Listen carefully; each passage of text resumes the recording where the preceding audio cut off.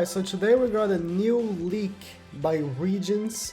An interesting thing here, a tournament.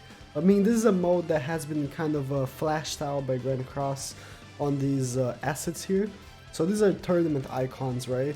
And then now, he apparently got a description for it, I'm assuming in the files. Regions has been correct about pretty much everything he's leaked so far. I mean, we had this like Arthur and you know, the Askener, which is still to come. Next week we'll get an idea if it actually is true, you know? I mean, I'm assuming so.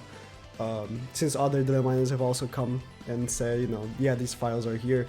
So we'll see, you know, Oslo and Hawk, much before, you know, Global was announced today, he was right about it, so. Much before all this, October 29, right, and announced like yesterday, November 19 or 18. So yeah, so this is the description. I'm gonna read it for you. I'm sorry, I'm gonna be in front of a piece of it, but I can read it for you. You know. So event tournament open, best 2 of 3 PvP tournament to determine the greatest fighter. Acquire rewards by cheering on players, even if you're not participating yourself. That's interesting. Rooting for players in the tournament. Players who are not participating in the tournament can cheer on the participating players. Select one of the participating players and you may be eligible for a cheer reward depending on their performance. You may only select one player per tournament to root for, and the selection cannot be cancelled. Okay. I wonder how it's gonna be, if it's gonna be like in the PvP area, if you can just see people that are fighting, or if you have to like get an invite or something. Players participating in the tournament must enter the match preparation screen in order to start the match. Makes sense. Each round consists of 3 matches and determines the winner best of 3. The player will move on to the next round upon the winning, or if there is no opponent. Tournaments use heroes that are set to their Brawl team. Okay, so I have to... Oh, okay. So is this like the real PvP version of Brawl? Because if you don't know how Brawl is, I'm really gear from OneSpeed. Let me open PvP for you, just real quick. On JP here, because Global doesn't have it yet, but we'll have, right? This Brawl mode is a 3 versus 3 team. It's this awful mode where you select your teams. You have to select 3 teams, and it will autoplay for you with those 3 teams. From here in Droll. Global, if you should get it like next patch or something, they announced it. Yeah, you select a player you want to face. Let's say I want to face this guy here. And then these are your teams. Everyone pretty much uses the Fraudulent and the Elizabeth, because if they die, you get like full ultimate gauge. And then you just either you watch them auto, which why would you? You can't play. Either you watch them auto or you skip, which is what everyone does. You usually just skip the matches, like it's just gonna give you the results. Like it's it's not even like, oh, if I make the best team I'm gonna win every time, because it's very RNG focused. You know, if the characters you're autoing don't do the moves that are good, they're just gonna lose. I mean, my teams aren't good. I made these teams when they initially came out, and I haven't changed since. Okay, I might just lose here. I have not changed since. If I don't have Rugal, I don't have Ludociel, never changed them. Because this game mode is very, like, not good. I don't play it.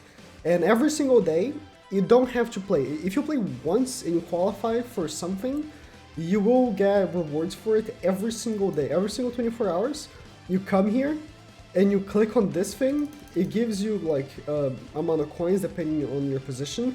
I don't play the game, and I always stay top, whatever percent is. Let me see. This one, yeah, I always stay top 3%. I never play. I always stay top 3%.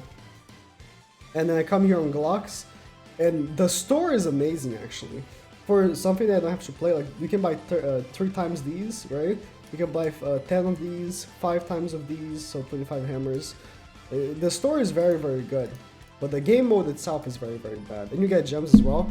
So, anyways. So I guess you use these teams right here that I set. But you saw the teams. I set them here. Here? Yeah. I set them here. I guess I'm gonna use these teams right here that I put here, and I'll actually play with them. Makes sense. I guess they're gonna try to like fix Brawl and like make it not useless, so that's good. Sorry, I went too long went there. I want to explain how the game mode works. Yeah, tournaments will use the hero such as the Brawl team. Each of the 3 Brawl teams must include at least 1 hero in order for the player to participate. Makes sense. Rewards. Participants may be eligible for rewards which can be claimed at the end of the tournament depending on their performance. Disqualified players and players who rooted for disqualified players are not eligible for rewards. Alright, so pick the biggest whale and you're gonna get the rewards for rooting for them. I mean, this is gonna be interesting. I wonder if it's gonna be the next patch because, I mean, the next festival, whenever if it's next week, I hope it's next week, it's gonna be like a big celebration, right? We're like going in for like a big celebration. They have this like whole comeback thing, which they are like really expecting a lot of players that have left the game to come back to it.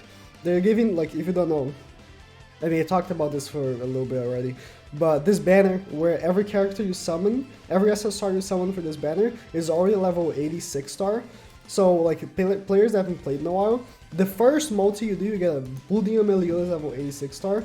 And PvP starting Sunday, I actually thought it was going to be after the patch, but it's after a reset, won't have Super Awakening. So whatever unit you pull here, you can already use on PvP. Like if you pull, let's say you come here, and you pull Red Arthur, Red Gopher, and then you buy Ascanor in the core shop, you already have a team to play PvP, even if it's like silver, because you haven't played in a while, and you know, you just haven't played. So you can just rank up because you're not gonna have to worry about Super Awakening. Although Super Awakening is not that big of a deal. I see people on Twitter like send me like pictures like, oh, what team should I use here? Like on JP, right? And their team is like full 60 and full Super Awaken. Like the characters are level 60, but they're Super Awakened. It's like, okay. It's not like the craziest thing, Super Awakenings these days, but I guess they think it is. I don't know. Yeah, they have this like whole comeback campaign, and I'm assuming, I mean, they've done this for every festival actually, where they had like a comeback, like not celebration, but a comeback like campaign, where if this many people came back that haven't played in a while, you'd get like tickets, and we always do it. Might be rigged, I don't know. But we always do it. So again, I'm assuming that like the celebration is going to be super big and lots of people are going to want to come back to the game. That's what they're expecting. So this game mode could be coming in the next patch or could not. It would be dope because honestly, I think over the the months that Red Cross has been existing, they've released a lot of stuff. Like you should really think about it. Day 1, we did not have Training Dungeon, Reverse Stage, Start of Trials.